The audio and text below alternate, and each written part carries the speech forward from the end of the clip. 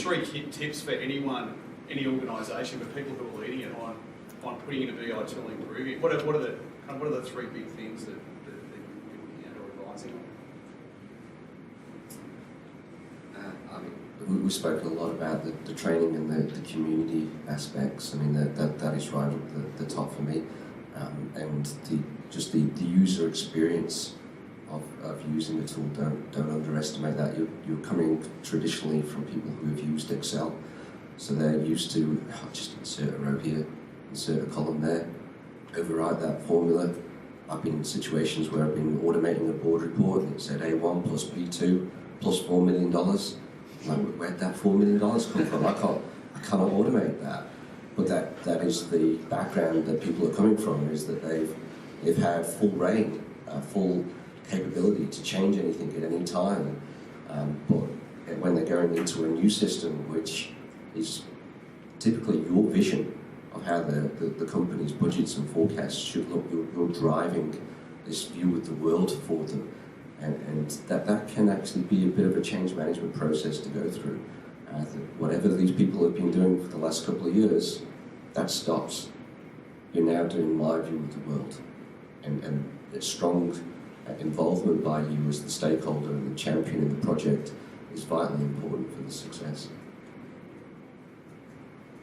I just kind of jump in there with the, like in terms of the tools, it's probably important to, like, looking at educating yourself on, as we discussed, there's the various tools and there's the various languages, and just having a bit of education. And you don't need to be a pro at it, you don't need to be able to write all this code in your sleep, and you might need to jump on Google and look up what the function is half the time. But if you have an understanding of how these things play together, it will really allow you to help keep your vendors aligned to the project, and to get a sense when they're, are you padding it here? Like, you told me it would take 3 weeks. Actually, I know it takes 1 day. So it's really powerful to have education on your side. So I would totally get Googling and learn some of those basic skills. I'd really challenge everyone in the room to not be shy about this stuff. And when you go back to your desks today, or even after hours, you might have a laptop at work that won't allow you to download stuff. Go and buy a cheap laptop and allow yourself to download this stuff and have a play. Don't be afraid. I mean, to your point right at the start, don't think that there's all these organisations out there leaving you behind and you might as well not start.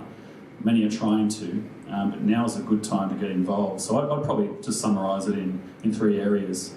Go back to your desk, download a tool like Tableau or Alteryx and just have a play with it, and just do some of the basic learnings that you can find on YouTube for free. So get your hands on it. That's the first one.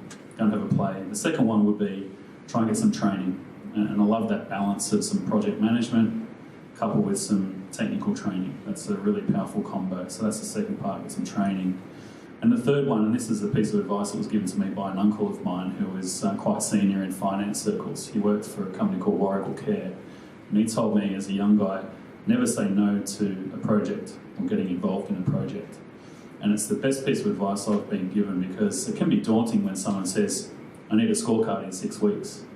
But we get that a lot, and it's the best time to learn, being involved in it. And it really is rewarding when you hit the mark. When you walk out of the office that day and you've made a bunch of senior stakeholders happy, it feels great, and it's a step up from BAU, from the norm. So never say no to a project. Great. I guess cognizant of time, just like to thank Michael, Andrew, James for joining us today. I hope it's demystified a bit around BI. They've agreed to hang around for half an hour, have a coffee if you've got any questions that you would like to ask. But thanks, guys, for sharing your insights, and I appreciate you coming this morning. Cheers. Thanks very much.